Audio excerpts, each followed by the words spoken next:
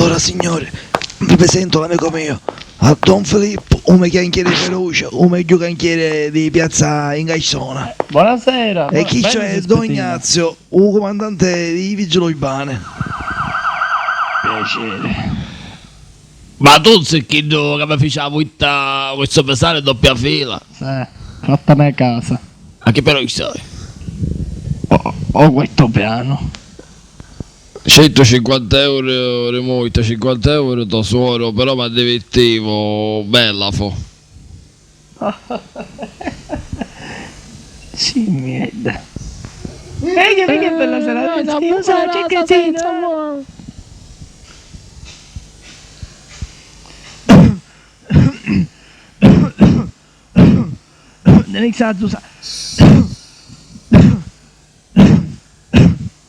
Che è così? Che è? Scitto, la mucca è pazza, però ho cavato manco babbia. Ma che dice? Sì, perché la volta ce ne incontravo una con tozza che fesseria, ma assai. Ma che cos'è? Lei che ne pensa, non Filippo? Ma... insomma... Ma non ne viene. Come non ne viene? Una macelleria di piazza Ingaissone, Ulisse Chiddo prima. Ah, può essere che l'antica ambriaco, può essere, Ma se chi sono prima? La terza bottiglia, però.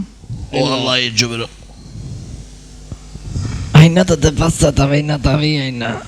Allora se vero col nudo, non è che posso usare sempre a casa del tuo suoro. C'è. Una macelleria di condurre io. Ma che condurre? Aspettate a quanto so. E guarda, ora mi sa che il sacco con sto suoro e mi piglio con te. A costruire le spiatine.